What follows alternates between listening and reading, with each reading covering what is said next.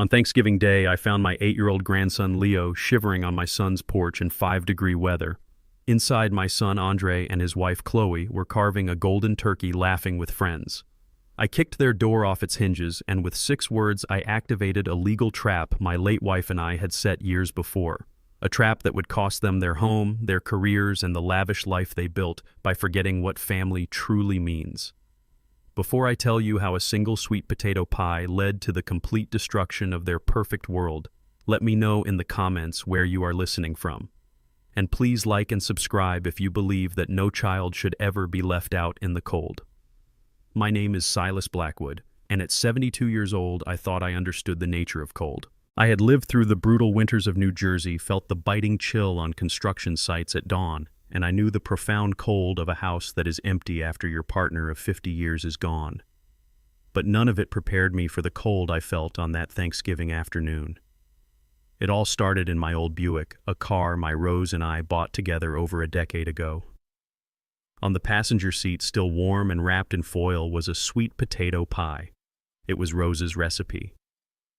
The scent of cinnamon and nutmeg filled the car, a ghost of happier holidays of a time when our home was loud and full of love. I was driving to my son's house unannounced.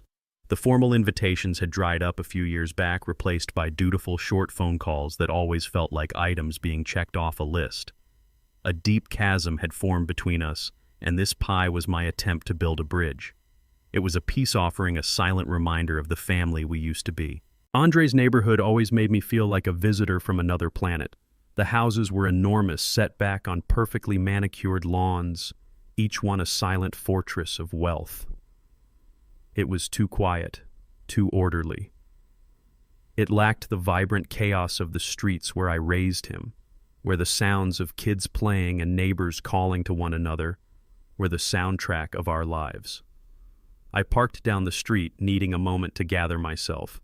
The pie felt warm in my hands, a small anchor to the past as I walked up the cold stone path to my son's front door. Through the large dining room window, I saw a scene straight out of a magazine. The room was bathed in a warm golden light. Andre stood at the head of a long table carving a massive glistening turkey. His wife Chloe was smiling, pouring red wine into crystal glasses. A few of their friends, strangers to me, were laughing, their faces glowing with holiday cheer. A fire crackled in the hearth, and my 1-year-old granddaughter Ava was safe and snug in her high chair. It was a perfect picture of family, of prosperity and happiness. I felt a familiar pang of being on the outside, looking in, a ghost at their feast. I was about to raise my hand to knock, to force a smile and pretend I belonged, when a flicker of movement at the edge of the porch caught my eye. I squinted, trying to make sense of it in the fading light. And then I saw him, my grandson, Leo. He was 8 years old, huddled on the cold concrete steps, trying to make himself as small as possible. But there was no escaping the 5-degree air. He was wearing nothing but a thin Spider-Man t-shirt and a pair of athletic shorts. His skin was covered in goosebumps, a raised map of his misery. His bare feet were pressed against the freezing cement, and I could see his lips were tinged with a frightening shade of blue. His whole body was trembling in a violent, uncontrollable rhythm. For a second, my mind refused to accept what my eyes were seeing. This had to be a mistake, a misunderstanding. Maybe he had just run outside for a moment. But I knew that wasn't true. The defeated way he was sitting, the sheer desperation in his posture told me he had been out there for a long, long time. The sweet potato pie in my hands suddenly felt like a block of ice. The chill of the November air was nothing compared to the Arctic wave that washed through my veins. Inside that house was laughter and warmth. Outside was my grandson Rose's grandson, silently freezing to death, and all that separated them was a pane of glass. I didn't hesitate. I didn't think. I only acted. I walked to the edge of the porch and gently placed Rose's pie on the ground. It was a final farewell to the man who had hoped for a peaceful reunion.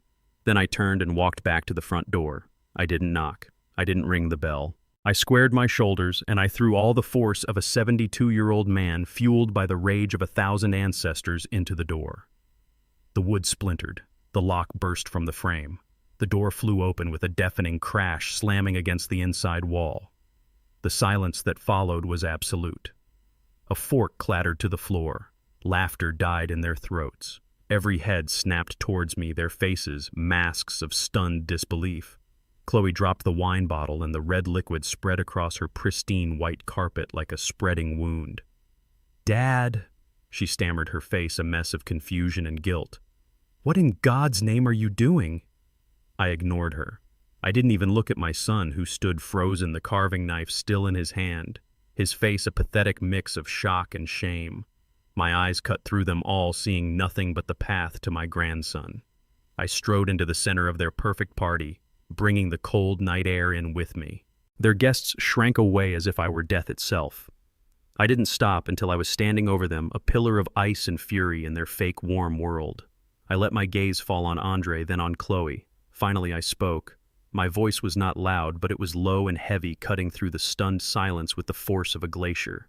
6 words. 6 words that brought their world crashing down. My grandson. My house. Right now. And I saw it in their eyes. The instant recognition. This wasn't a request. This was a verdict. I watched the confusion on their faces curdle into pure white-hot terror. They knew they had just lost everything. The silence in the room was a living thing, thick and suffocating. It was broken by the sound of a fork clattering onto a plate.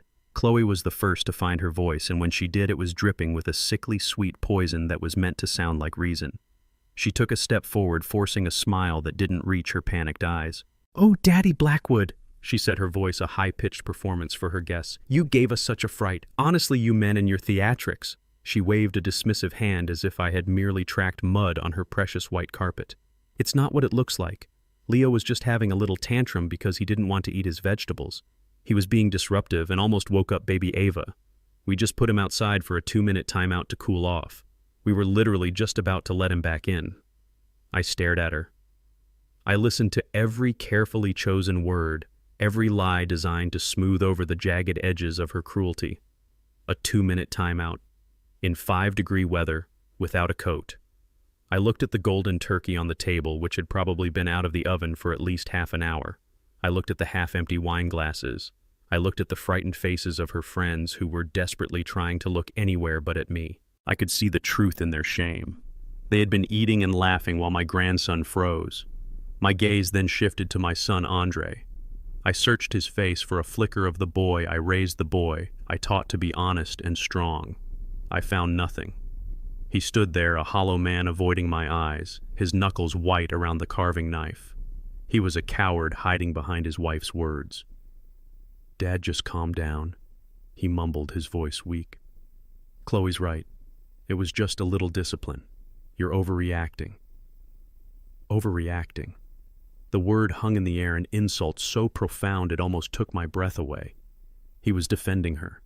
He was choosing this woman, this lie, over his own son. In that moment, the last bit of hope I had for him withered and died. I had lost one son years ago to ambition and greed, but I had only just realized it now. I did not waste my breath arguing with them.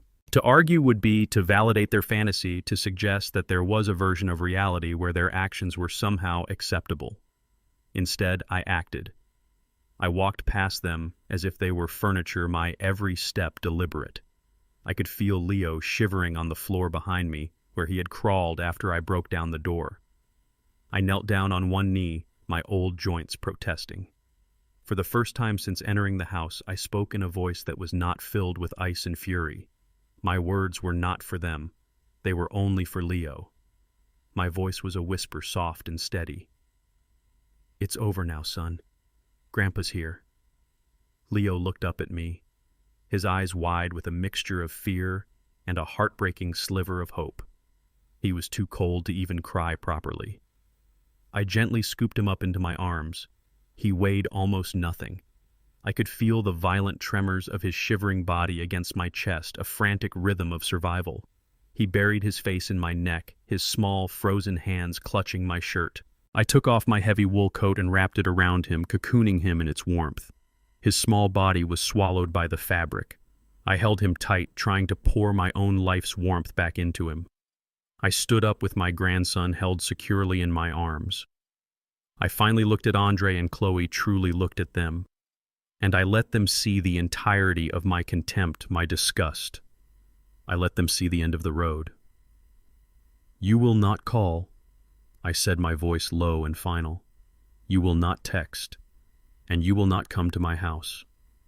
The next time you see me, it will be with my lawyer. And with that, I turned my back on them and walked out of the wreckage of their perfect Thanksgiving, leaving them to choke on the silence I left behind. As I walked away from that house, the cold of the November night felt less biting than the ice in my own heart. The weight of my grandson Leo in my arms was the only real thing in the world. I opened the passenger door of my old Buick and gently placed him inside. He curled up on the seat, my oversized coat swallowing him whole, and his shivering finally began to subside as the first waves of exhaustion took over.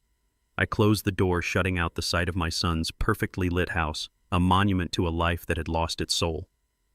As I got into the driver's seat and started the engine, the quiet hum was a relief after the chaos. I turned the heat up as high as it would go.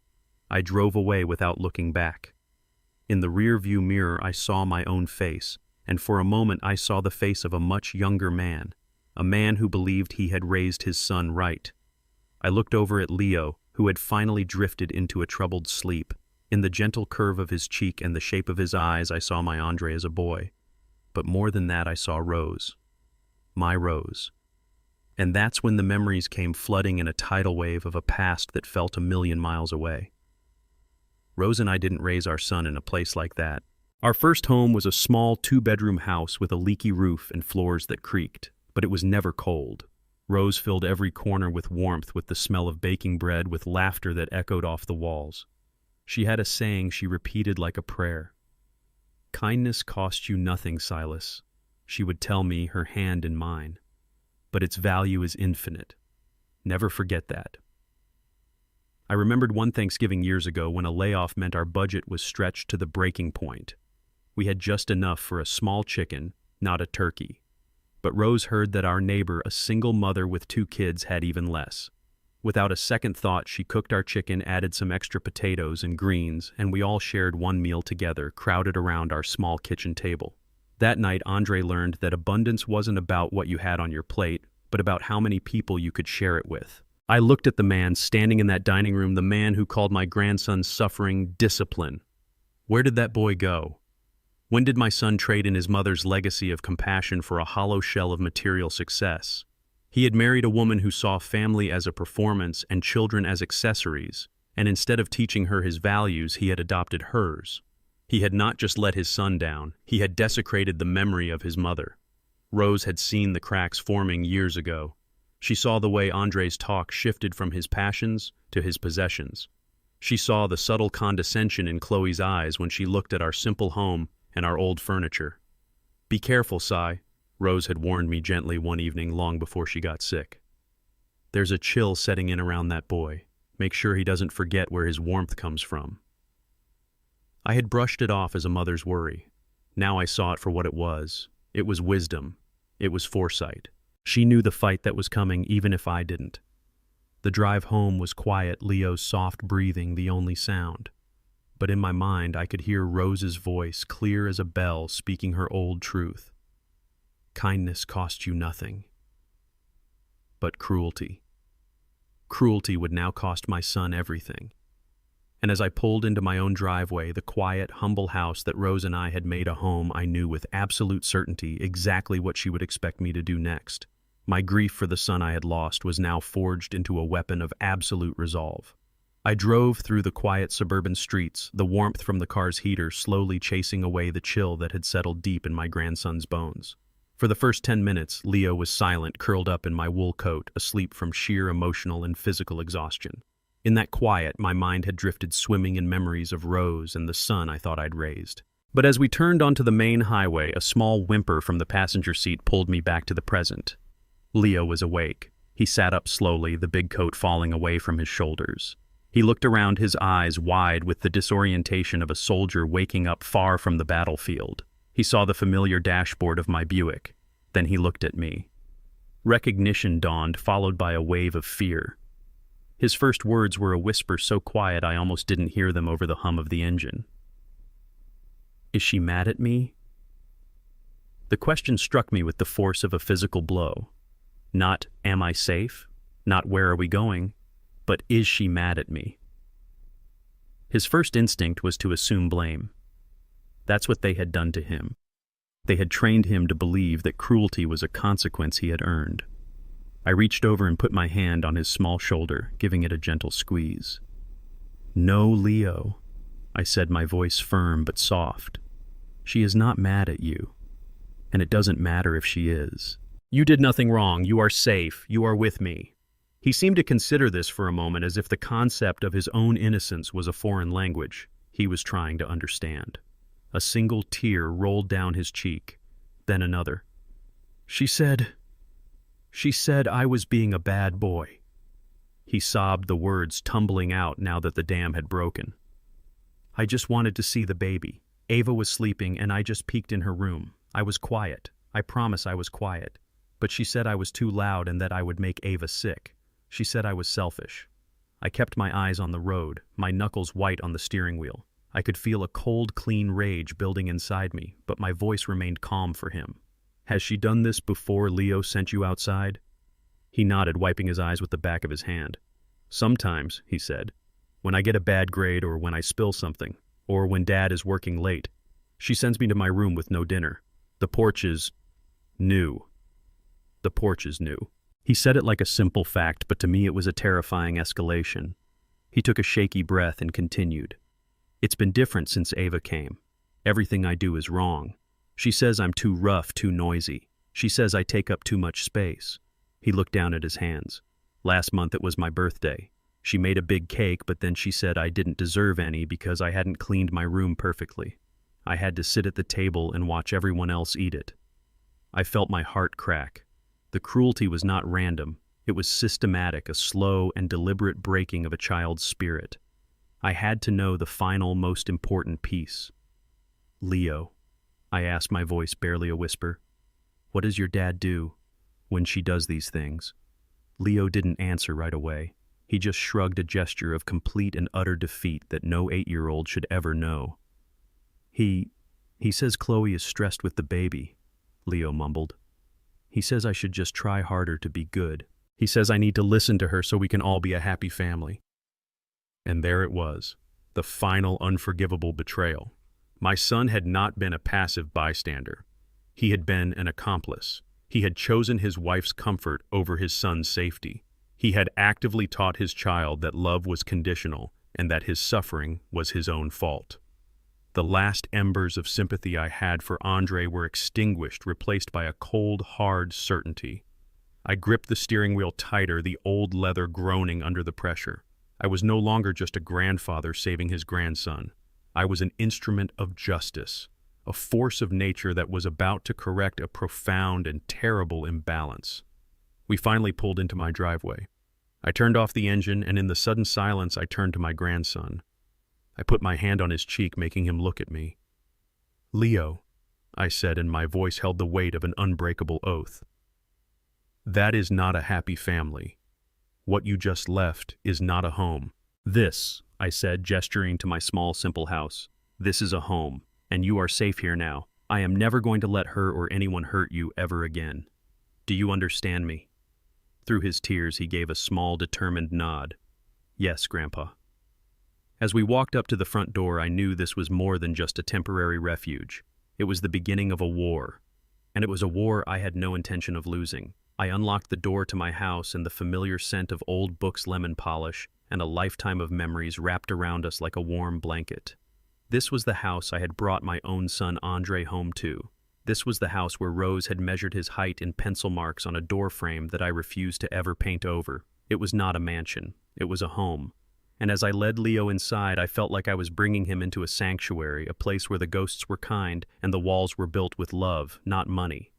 Leo looked around, his small face filled with a quiet awe. He seemed to relax instantly, the tension draining from his little shoulders. The first thing I did was run him a warm bath. As the tub filled with steam, I found a set of old pajamas in a chest in the guest room. They were soft from countless washings of faded blue flannel with little rocket ships on them. They had been Andre's. The irony was a bitter pill to swallow. I laid the pajamas on the bed and went to check on the bath.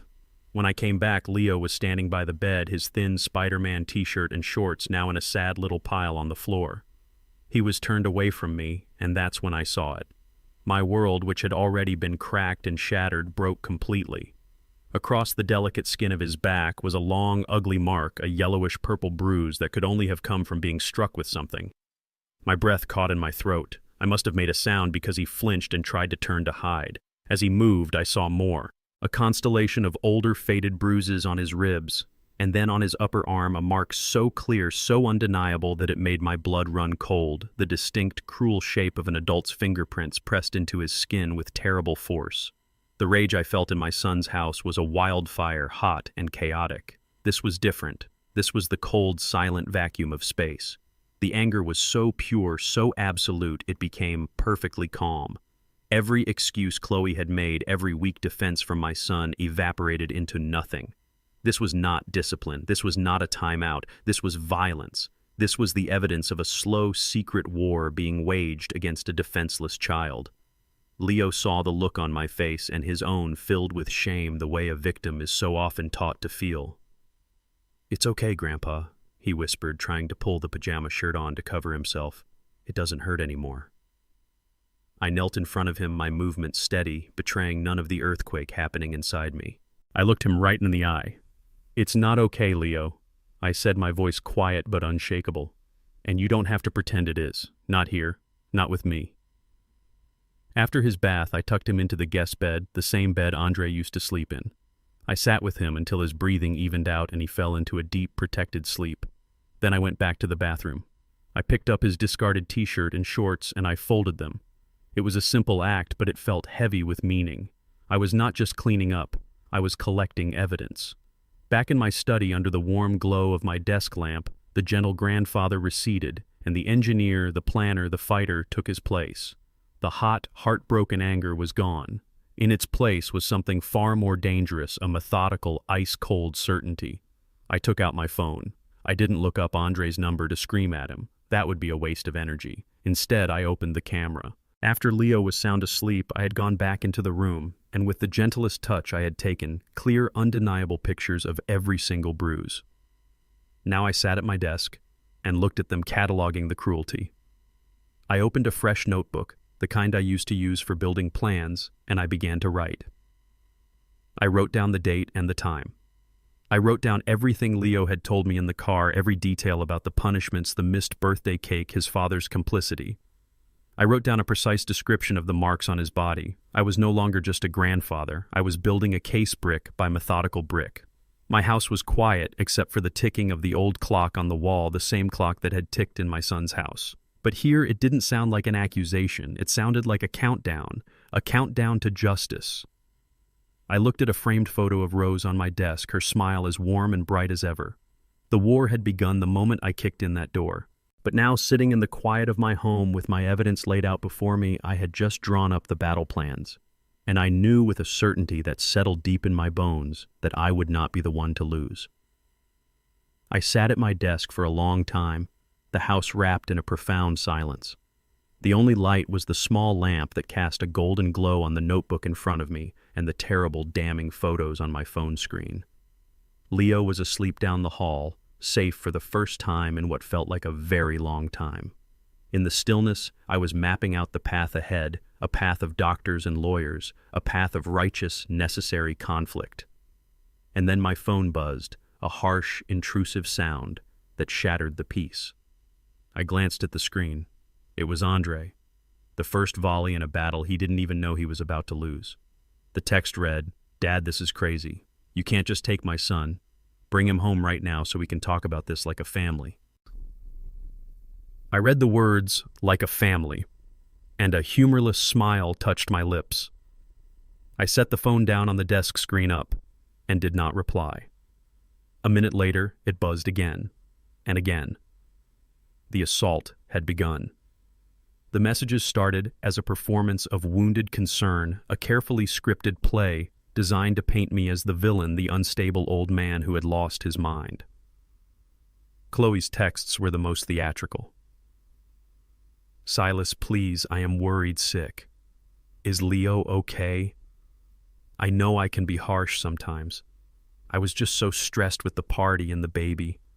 I love Leo like he's my own. You have to know that." I picked up my phone and looked at the picture of the fingerprint-shaped bruise on my grandson's arm. I compared the image to her words. The lie was so vast, so shameless, it was almost impressive.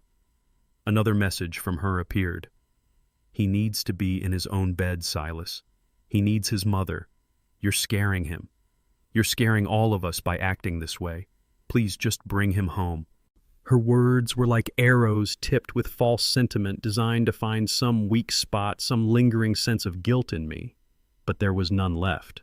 My heart was now shielded by the cold, hard evidence of her abuse. They were not worried about Leo. They were worried about the consequences. They were worried that the perfect picture they had painted for the world was about to be torn to shreds. I watched the phone, a detached observer at a train wreck. I felt nothing but a cold, analytical calm. Every message they sent was another brick in the wall of their own prison. When their performance of concern failed to get a response, the tone began to shift. The sweet poison was replaced by raw, desperate threats. The real Andre the weak man, hiding behind bluster, finally showed his face. "Dad, I am warning you right now. If you don't answer this phone, I am calling the police. I'll tell them you've kidnapped my son. I'll tell them you're senile." How do you think that's going to look? A kidnapping charge. It was a foolish, desperate move. A move that would invite official scrutiny, the very thing he should have been terrified of. Then came Chloe's true voice, sharp and venomous.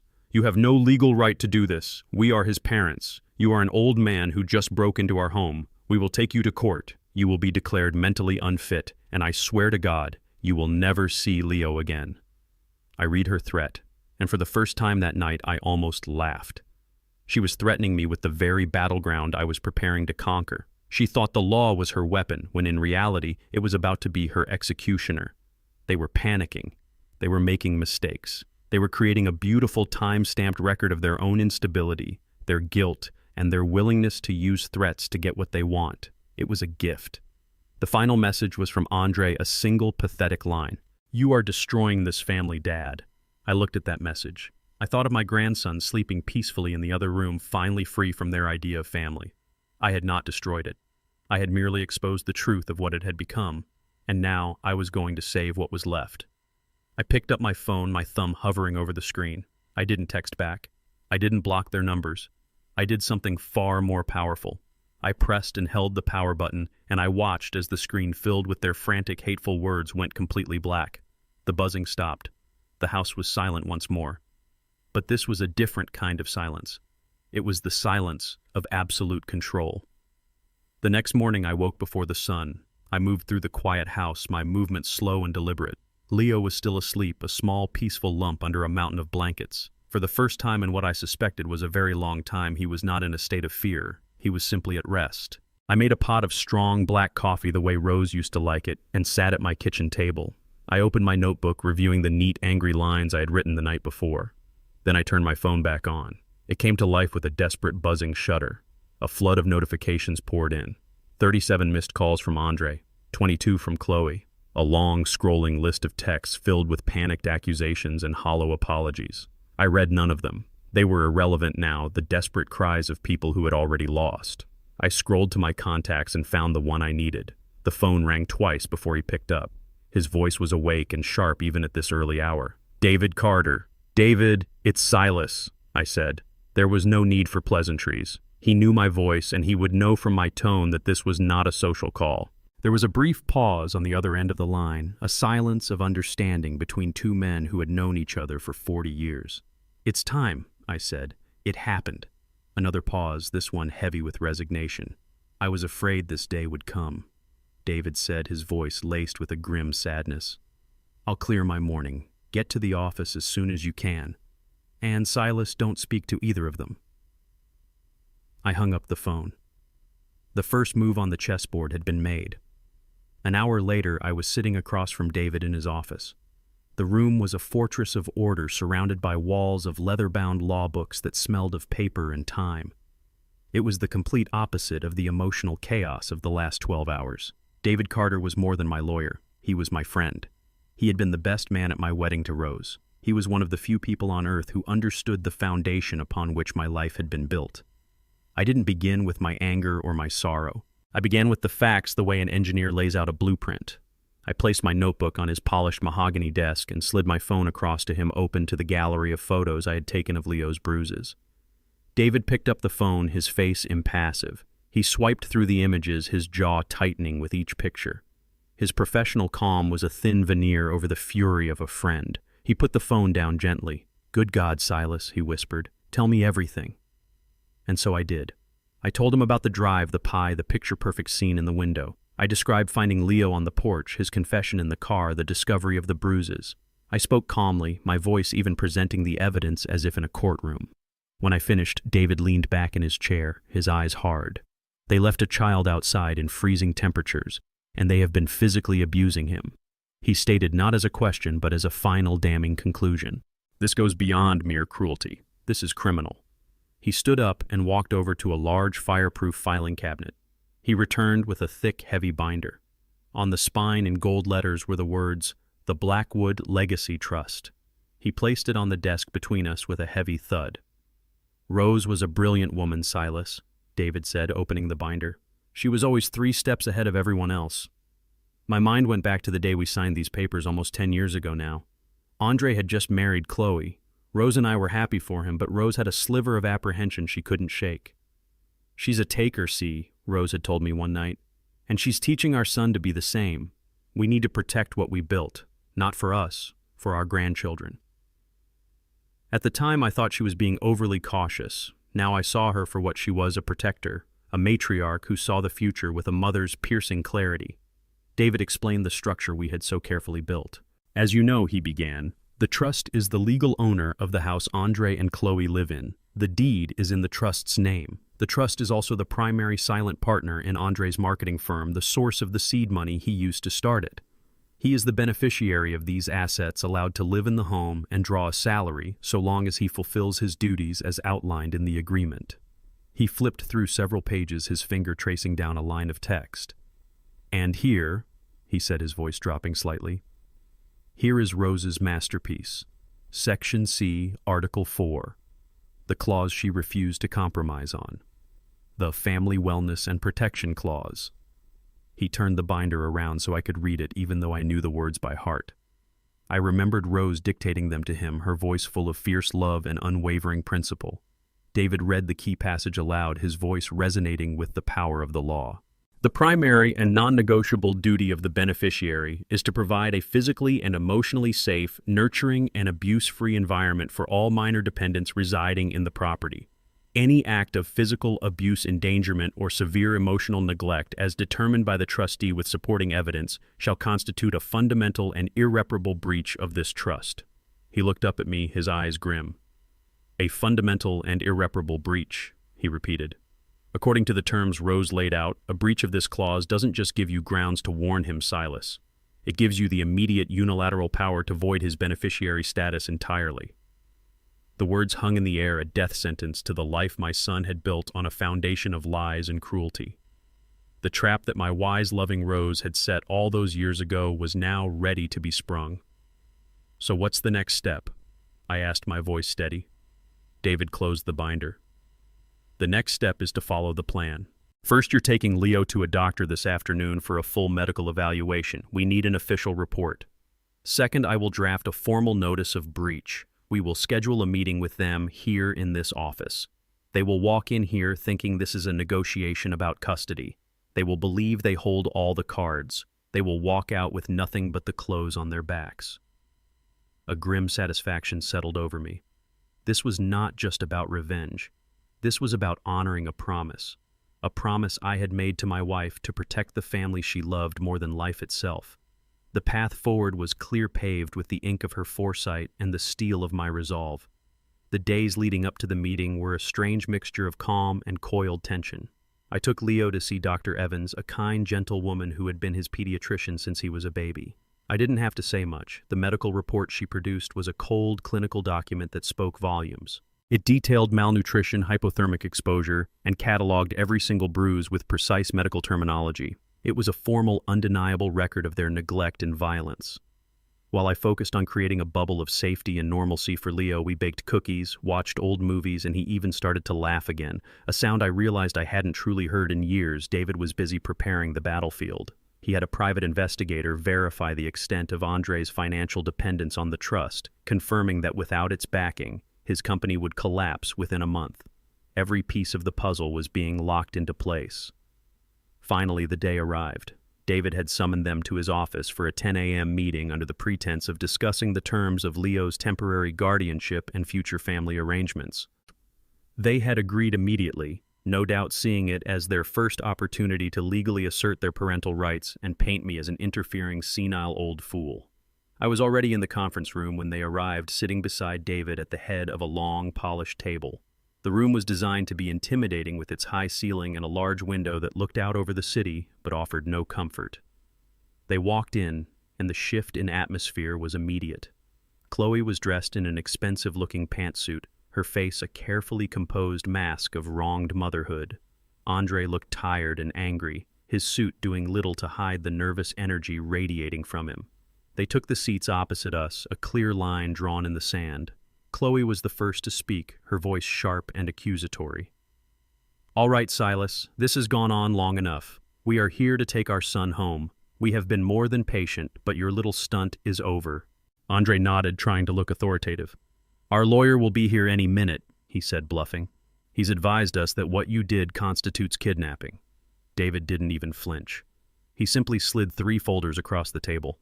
One for Andre, one for Chloe, and one for their imaginary lawyer.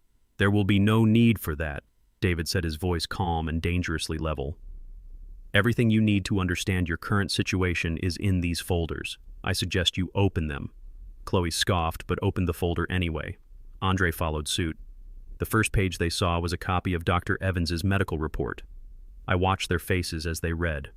Chloe's mask of composure began to crack, a flicker of panic in her eyes. Andre's face went pale. He couldn't dismiss this. This wasn't just my word against theirs. This was a professional medical diagnosis. Chloe slammed the report down on the table. "This is absurd. Kids get bruises. He's an active boy. This is a complete exaggeration." David ignored her outburst and directed his attention to my son. "Andre," he said, his tone shifting from professional to personal, a subtle reminder of the decades he had known him. "Before your mother passed, she and your father took great care to plan for the future. For your future and for your children's future. You were there when the Blackwood Legacy Trust was established. You signed the documents." Andre shifted uncomfortably in his seat. "Of course I did. It was my inheritance." "No," David said, his voice cutting through Andre's arrogance. "That is your first and most critical misunderstanding. It was not your inheritance. It was the family's legacy. You were not made the owner, you were made the beneficiary.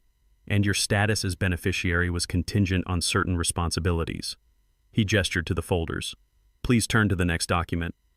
It was a summary of the trust's holdings, the deed to their house, the initial investment capital for Andre's company, a portfolio of stocks that provided a steady passive income. I watched Andre's eyes scan the page, a dawning horror on his face, as the reality of his position began to sink in. He wasn't the king of his own castle. He was a tenant. "And now," David continued, his voice low and deliberate, "we come to the heart of the matter. Please turn to Section C, Article 4. We call it the Rose Clause." He let the name hang in the air for a moment, a tribute to the woman who had orchestrated this from beyond the grave. "Your mother insisted on its inclusion. She had a unique gift for seeing the potential in people, Andre, and for seeing the potential for failure." He slid his own copy across the table, his finger pointing to a specific paragraph. "The Family Wellness and Protection Clause." David read, his voice clear and resonant, states that the primary duty of the beneficiary is to provide a, and I quote, "physically and emotionally safe, nurturing, and abuse-free environment for all minor dependents." It goes on to state that any act of physical abuse, endangerment, or severe emotional neglect shall constitute a fundamental and irreparable breach of the trust. I watched Chloe's face. She was starting to connect the dots, her mind racing, searching for a loophole that didn't exist.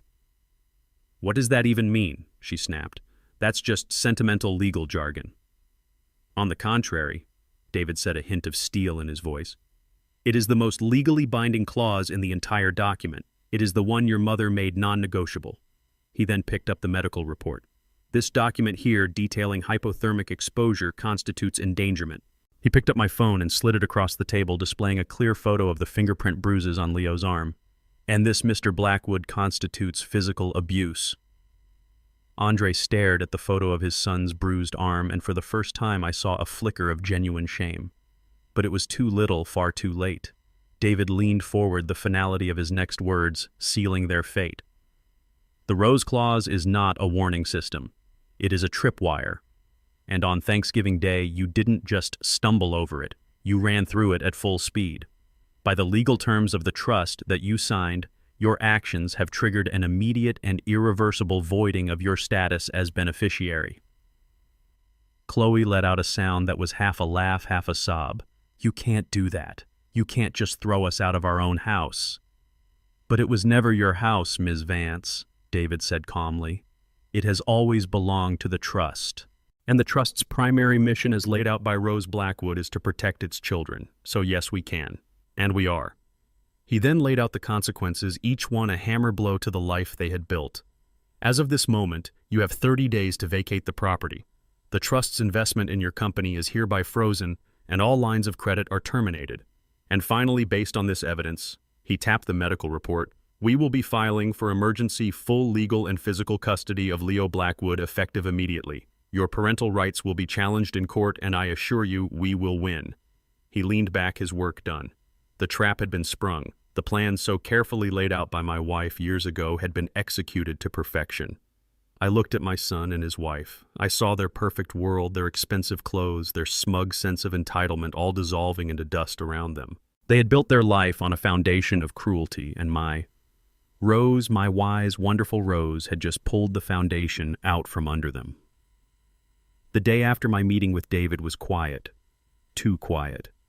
I knew the silence was temporary, the eerie calm before a storm. I spent the morning with Leo trying to build a small island of normalcy for him in a sea of chaos. We sat at the kitchen table working on a 1,000-piece jigsaw puzzle of the Grand Canyon, a puzzle Rose and I had never finished. Leo was focused, his small brow furrowed in concentration as he tried to fit a piece of blue sky into the vast landscape. For a few hours we were just a grandfather and his grandson, and the world outside my front door ceased to exist. But the world has a way of reminding you it's still there. The peace was shattered by the sound of a car door slamming shut with enough force to rattle our windows. It was followed by the angry crunch of footsteps on the gravel path leading to my porch. I didn't have to look. I knew who it was. I placed a hand on Leo's shoulder. "Hey, champ," I said, my voice calm and even. "I need you to go up to the guest room and finish that book we started. Can you do that for me?" He looked up, his eyes wide with the familiar flicker of fear. He had heard the car, too. "It's okay," I reassured him, giving his shoulder a squeeze. "Grandpa's got this. You are safe in this house. Nothing is going to happen to you."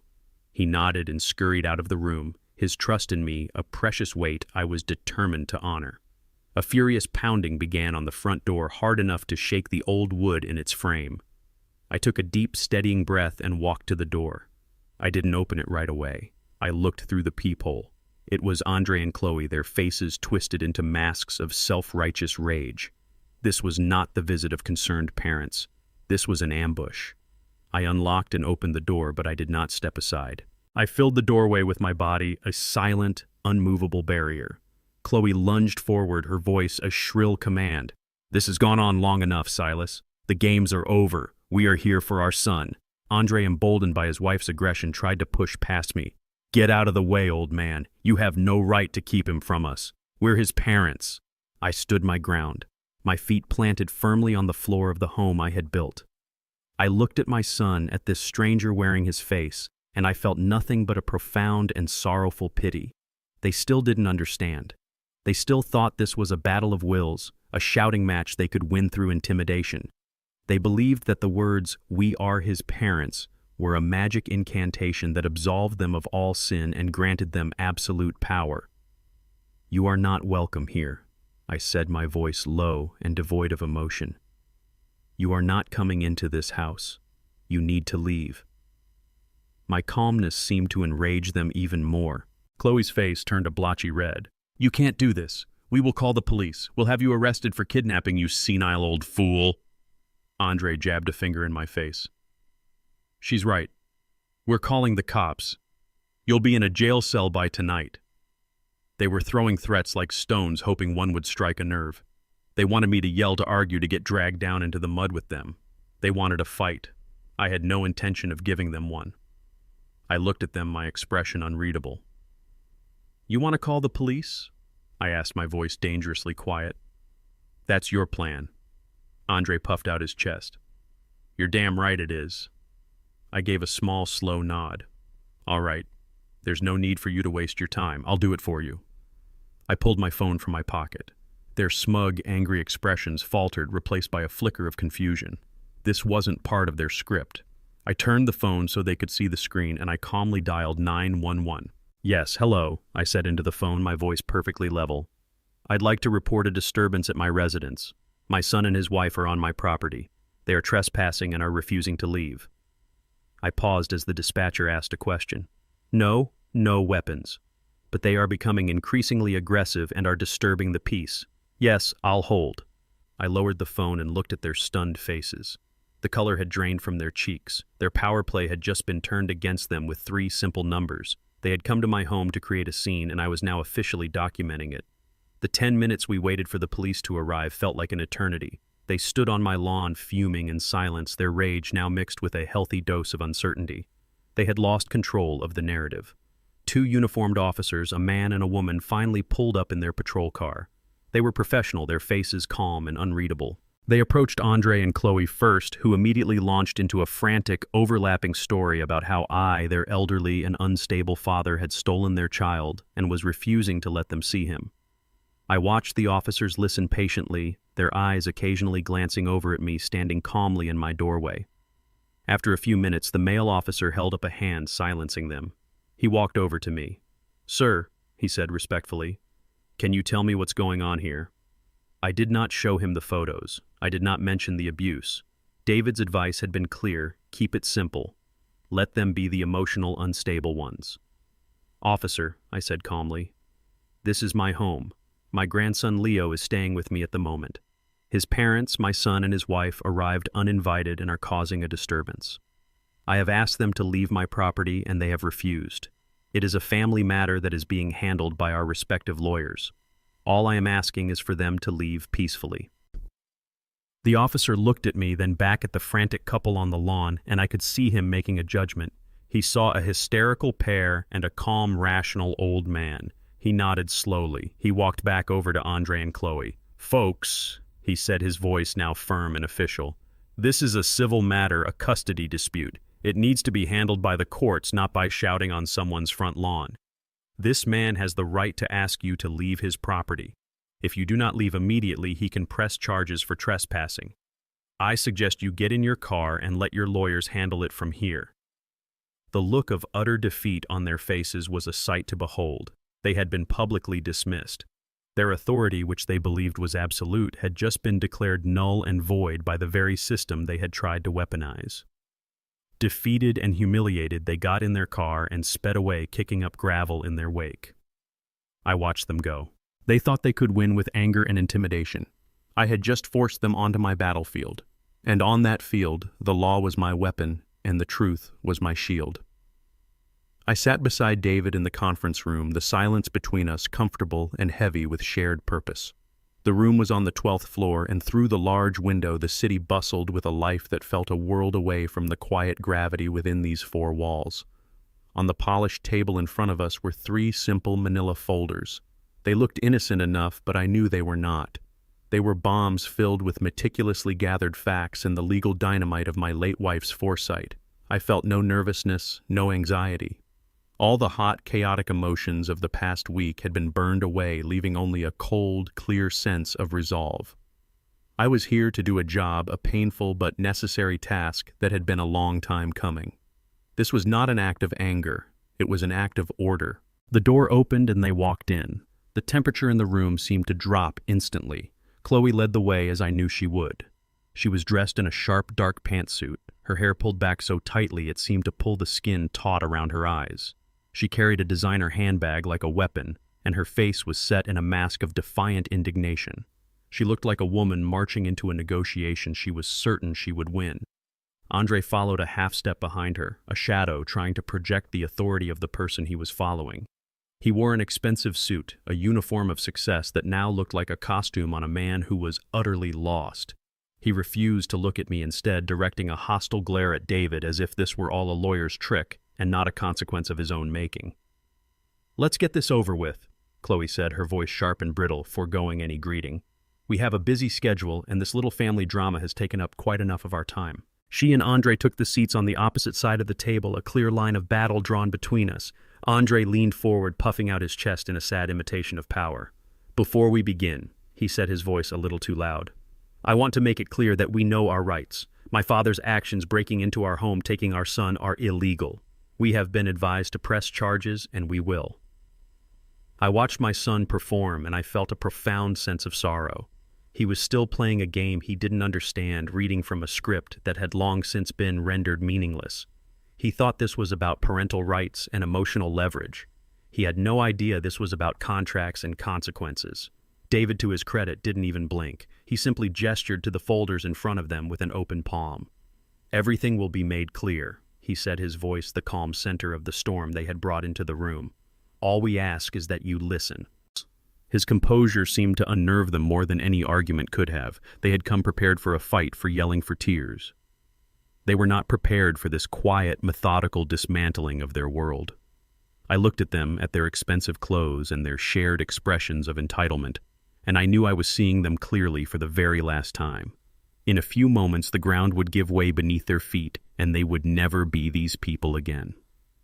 The storm was no longer coming. It was here, in this room, waiting silently inside 3 manila folders. David let the silence in the room stretch for a long moment, allowing their arrogance and accusations to hang in the air like a foul odor. Then he calmly slid the folders toward the center of the table. "Everything you believe to be true about your situation is incorrect," he said, his voice quiet but carrying the immense weight of the law. "Your rights, your assets, and your future were all defined by a set of documents you signed years ago, documents I suspect you never truly bothered to read. Let's start with the first page." I watched as Chloe flipped open the folder with a dismissive flick of her wrist. Andre followed his movements, more hesitant. The first thing they saw was the cool, typed-out summary of Dr. Evans's medical report. Chloe scanned it, her expression of contempt slowly faltering. "Malnutrition, hypothermic exposure, multiple contusions," she read aloud in a mocking whisper, then looked up, a sneer on her face. "Oh, please, this is ridiculous. He's a clumsy boy, he doesn't like to eat his peas, and he had a little time out. This is a pathetic attempt to—" "Please, turn to the next page," David interrupted, his voice cutting cleanly through her denial. The next page contained a series of high-resolution color photographs. The pictures I had taken. The ugly yellowing bruise on Leo's back. The unmistakable shape of a handprint wrapped around his small arm. I watched Andre's face as he stared at the photos. The blood drained from it, leaving behind a pasty gray pallor. He looked like he was going to be sick. He had seen the bruises before, of course, but he had seen them through a filter of denial, through his wife's minimizing excuses. Here, in the harsh clinical light of a legal proceeding, they were undeniable artifacts of cruelty. Chloe slammed the folder shut. "This is a violation of our privacy. You had no right to take these." "I had every right to document the injuries on my grandson while he was in my care," I said, speaking for the first time. My voice was low and steady, and it made them both flinch. "Injuries he sustained while in yours." David slid another document forward. "This is a transcript of a conversation I had with Leo with his grandfather present. In it, he details numerous instances of being locked in his room, of being denied meals as punishment, and of his father telling him to simply listen to Chloe when he tried to ask for help." David looked directly at my son. "Is that accurate, Andre? Is that the advice you gave your son?" Andre could only stare at the table, his jaw working silently. He had been rendered speechless by the simple, terrible truth. Chloe, however, was a cornered animal, and she came out fighting. "You are twisting a child's words. This is insane. We are his parents. We have every right to discipline our own child." David held up a hand. "You are correct," he said, a statement that briefly brought a triumphant smirk to Chloe's face. "You do have the right to discipline, but you do not have the right to abuse. And that distinction is the entire reason we are here today." He leaned back in his chair. Which brings us to the final document in your folder, the Blackwood Legacy Trust. I saw Andre's eyes flicker with a spark of hope. He likely thought the trust was his ace in the hole, the source of his wealth and power. He was about to learn that it was in fact his cage. Your father and I are going to have a long talk about my inheritance after this, Andre said, trying to regain some footing. My mother would be horrified by what he is doing. My heart ached at his words. The desecration of her memory was the cruelest cut of all. Your mother, I said, my voice resonating with a sorrow he could not comprehend, is the reason this is happening. David opened his own copy of the trust. Andre, your mother was the wisest person I ever knew, he said gently. She saw the world with a clarity that was sometimes frightening, and she was worried. She saw your ambition, but she also saw how easily you were swayed by the superficial. She worried that you might one day value things more than people. So with your father, she built a firewall, a safety net not for you, but for your children. He found the page he was looking for. The Family Wellness and Protection Clause, David announced, or as we called it, the Rose Clause. Your mother wrote most of it herself. Allow me to read the most relevant passage. He cleared his throat. The primary and non-negotiable duty of the beneficiary is to provide a physically and emotionally safe, nurturing, and abuse-free environment for all minor dependents. Any act of physical abuse, endangerment, or severe emotional neglect as determined by the trustee with supporting evidence shall constitute a fundamental and irreparable breach of this trust. Chloe let out a sharp, derisive laugh. A breach of trust? What are you going to do, give him a slap on the wrist? Cut his allowance? The arrogance was breathtaking. She still had no idea. David looked at her, and for the first time I saw a flicker of pity in his eyes. Ms. Vance, he said, the Rose Clause is not a behavioral guideline. It is the core of the entire agreement. It is the load-bearing wall of this entire structure, and a fundamental and irreparable breach does not come with a warning. It comes with a complete and total system failure. He paused, letting the weight of his words fill the room, and then he passed sentence. As a direct result of your breach of the Rose Clause documented by the evidence before you, your status as beneficiary of the Blackwood Legacy Trust is hereby and immediately voided. Chloe stared at him, her laughing smile frozen on her face. What? She whispered. David continued, his voice calm and methodical, listing the consequences like a coroner listing the cause of death. 1. The property at 125 Maple Lane is an asset of the trust. As you no longer have beneficiary rights, you are required to vacate the premises within 30 days. Chloe's jaw dropped. The color drained from her face. You're kicking us out of our home, she stammered. 2. David went on, ignoring her. The seed capital and all subsequent financial support for Andre Blackwood marketing were provided by the trust. As of this moment, that support is terminated. All lines of credit are frozen.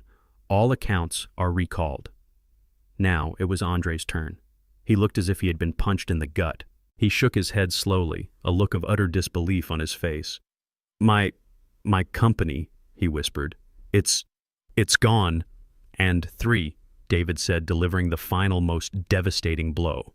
Given the undeniable evidence of endangerment and physical abuse, the trust's primary mission is now the protection of its sole remaining minor beneficiary, Leo Blackwood. We will be filing a petition for emergency full legal and physical custody. Your parental rights will be challenged, and based on this evidence, you will lose. That was it. The final bomb had dropped. The room was silent save for the sound of Chloe's ragged, panicked breathing. She stared at David, then at me, her eyes wild with a fury that was rapidly being consumed by terror. No, she said, her voice a rising shriek. No, you can't do this. This is our life. We'll sue you. We'll sue both of you. We'll tell everyone what you've done. Andre didn't speak.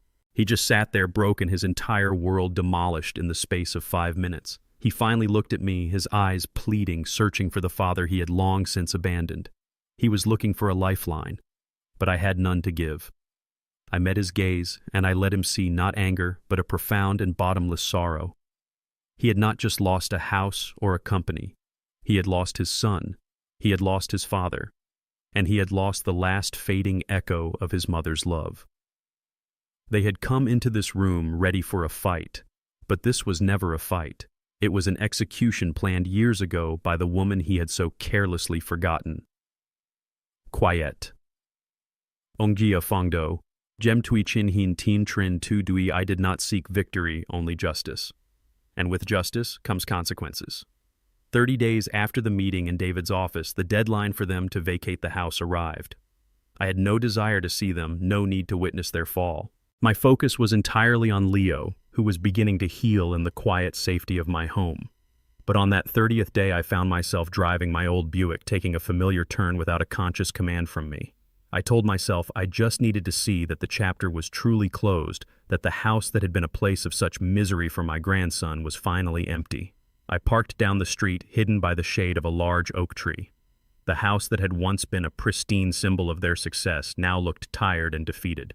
The lawn was overgrown, and a cheap, rusted moving truck was parked awkwardly in the driveway, a far cry from the professional movers they would have once hired. The curb was piled high with a chaotic mountain of their lives. Expensive leather sofas, designer clothes spilling from cardboard boxes, high-end kitchen appliances. It looked less like a move and more like an eviction, an unceremonious dumping of a life that had been built on a rotten foundation. Then I saw them. They were not a team working together to face their new reality. They were two separate islands of bitterness and blame. Chloe was pacing back and forth on the lawn, yelling into her phone, her voice a shrill, angry buzz that I could hear even from a distance. She looked haggard, the mask of polished perfection completely gone, replaced by the raw, ugly face of desperation. Andre was hauling boxes out of the house, his movements slow and mechanical, like a man walking in his sleep. He looked smaller, diminished the expensive suit he wore in David's office, replaced by sweatpants and a stained t-shirt. He looked like what he was, a broken man. At one point, Chloe snapped her phone shut and barked an order at him. He didn't answer. He just stopped, dropped the box he was holding with a heavy thud, and gave her a look of pure, undiluted hatred. In that single glance, I saw the entirety of their relationship crumble. Their partnership had been a business transaction built on ambition and greed. Now that the assets had been liquidated, there was nothing left but the debt of their shared cruelty. There was no love to sustain them, no loyalty to bind them. There was only blame. I felt no joy as I watched them, no triumphant satisfaction. There was only a profound and heavy sadness. I was not watching a victory.